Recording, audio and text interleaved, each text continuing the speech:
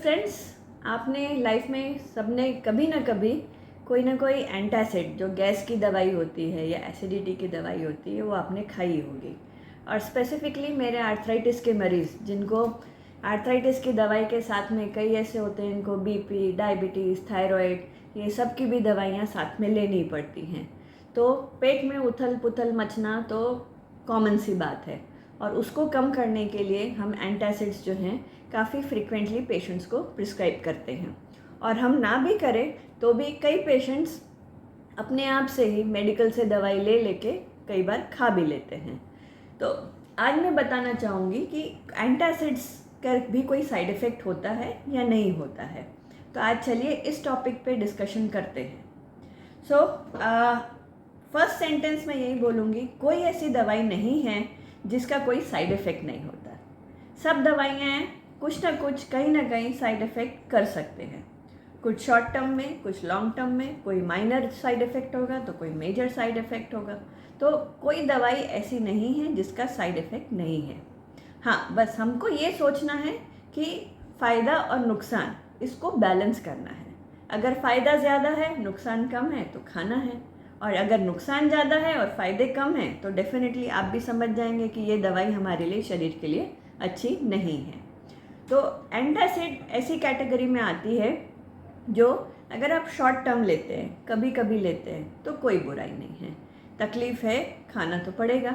तो अगर आप कभी कभी लिए तो कोई प्रॉब्लम नहीं, पर लॉन्ग टर्म, शॉर्ट टर्म और एकदम वेरी लॉन्ग टर्म एक अगर हम बात करें कि जिनको रोज़ आदत पड़ गई है तो उसमें क्या क्या साइड इफ़ेक्ट्स होते हैं, चलिए लेट्स डिस्कस दैट। तो शॉर्ट टर्म में अगर हम बात करें तो किसी किसी को इस दवाई को लेने के बाद माइनर कभी कभी हेडेक हो जाता है, किसी को लूज़ मोशन, क्योंकि एसिडिटी अपनी कम कर रहे हैं तो लूज़ मोशन हो सकता है।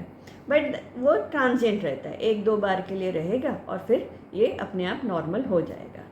एंटासिड जैसे आप वर्ड समझ रहे हैं ना कि एंटासिड बॉडी में, स्टमक में जो होता है एसिड प्रोड्यूस होता है, और एसिड को दबाने के लिए जो दवाई दी जा रही है इसको हम कहते हैं एंटासिड। तब एसिड जो प्रोड्यूस हो रहा है, तो एसिड बॉडी में ऐसे ही सबकी बॉडी में बनता है तो कुछ काम से ही बनता होगा। तो अगर वो काम हम उसको ज़्यादा करने को बोल रहे हैं या एसिड ज़्यादा प्रोड्यूस हो रहा है तो वो नुकसान करेगा। थोड़ा एसिड तो बॉडी के लिए चाहिए क्योंकि वो डाइजेशन के लिए चाहिए होता है। अगर उसको हम कम्प्लीटली दबा देंगे उस एसिड को, तो भगवान ने एसिड बनाया ही क्यों हमारे पेट में, कुछ काम से ही बनाया था ना।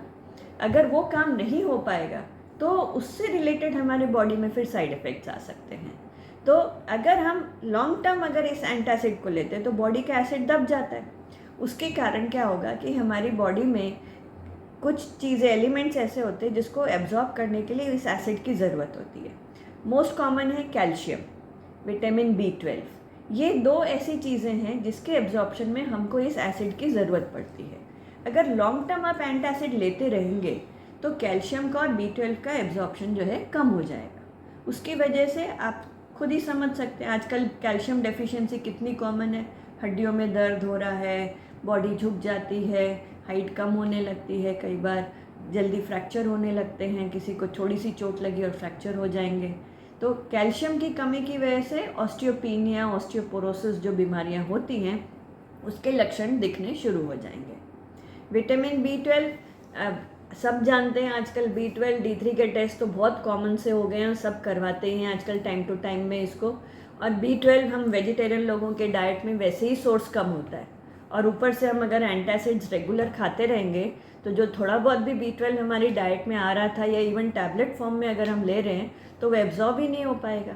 तो हमको लगेगा यार हम तो B12 खाए जा रहे फिर भी बढ़ नहीं रहा है। तो इसका कारण ये है क्योंकि हम साथ में एंटासिड ले लेते हैं तो वो एसिड उसको एब्जॉर्ब ही नहीं करने देता एंटासिड जो है। तो B12 हमेशा कम रहेगा, नसें कमज़ोर होने लगेंगी। तो ये दो चीज़ जो लॉन्ग टर्म में एंटासिड जो लेते हैं उनमें ये साइड इफ़ेक्ट कॉमनली दिखने मिलता है। कई बार मैग्नीशियम, जो कैल्शियम के साथ साथ में ना मैग्नीशियम भी होता है एक चीज़, एक एलिमेंट, तो मैग्नीशियम का भी एब्जॉर्प्शन को ये रोक देता है। अभी मैग्नीशियम क्यों चाहिए, ये मसल्स की ताकत के लिए चाहिए। तो फिर वो मसल्स पेन होना, इधर दुखना। अब उनको हम बोले यार आप ये एसिडिटी की गोली खा रहे हो इसलिए आपके मसल दुख रही है, तो किसी को विश्वास ही नहीं होगा। बट इनडायरेक्टली अगर आप समझें तो आपने एसिडिटी की गोली ली उसके कारण आपको कैल्शियम, मैग्नीशियम और B12 की डेफिशिएंसी हो गई, क्योंकि वो आपकी बॉडी में टिक ही नहीं पाए, जुड़ ही नहीं पाए आपकी बॉडी से, तो आपको ये सिम्टम्स आने लग गए। पर डायरेक्टली या इनडायरेक्टली जैसे भी हो, एंटासिड उसके लिए रिस्पॉन्सिबल हैं। इसलिए सोच समझ के आप एंटासिड की दवाइयाँ लें। इनफैक्ट लॉन्ग टर्म में अभी जो कुछ स्टडीज़ आई हैं उसमें ये पाया गया है कि किसी ने 3 साल 5 साल तक लंबे समय तक रोज़ एंटासिड खाई हो तो उनको कैंसर होने का भी रिस्क है। अभी रिसेंट पब्लिश हुई है स्टडी। तो इसलिए हम इनफैक्ट मैं तो घर में भी सबको, जो मेरे पेरेंट्स को, इन लॉज को, सबको मैं ये सजेस्ट करती हूँ कि बहुत ज़रूरत हो तो ही खाना है, बाकी रूटीन में आप ना खाएं। इससे बेहतर है कि आप अपना खान पान इस तरीके से चेंज करें कि आपको एसिडिटी की प्रॉब्लम हो ही ना। सिंपल बात है। अगर आपका रूटीन वैसा सेट करेंगे तो क्यों प्रॉब्लम होगी? क्या हो रहा है? पेट में एसिड बन रहा है। पेट में एसिड क्यों बन रहा है? क्योंकि उसको डाइजेस्ट करना है फूड को। आप उसको टाइम टू टाइम फूड देते रहिए तो पेट का जो एसिड है वो काम करता रहेगा, वो खाली नहीं बैठेगा, और खाली नहीं बैठेगा तो आपको नुकसान नहीं पहुंचाएगा।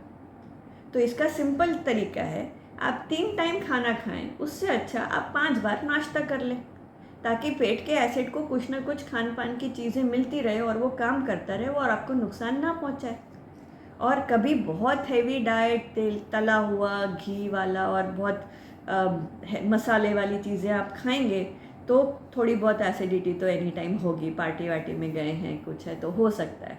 तो कभी कभी आप एंटासिड ले तो कोई दिक्कत नहीं है, पर एक रूटीन अपना लाइफस्टाइल ऐसा सेट क्यों नहीं कर सकते कि एंटासिड की ज़रूरत ही नहीं पड़े। दवाई कोई भी हो, इसलिए मैं एंड में यही कहूँगी कि दवाई कोई भी हो, साइड इफ़ेक्ट तो उसका होता ही है। तो जितना कुछ हम लाइफस्टाइल में, रूटीन में अपनी लाइफ ऐसे सुधार सके कि दवाइयों की ज़रूरत कम से कम पड़े, तो सबसे अच्छा।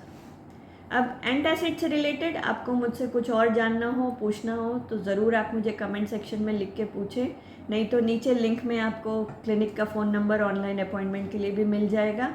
आप मुझे ऑनलाइन भी कांटेक्ट कर सकते हैं। Thank you so much.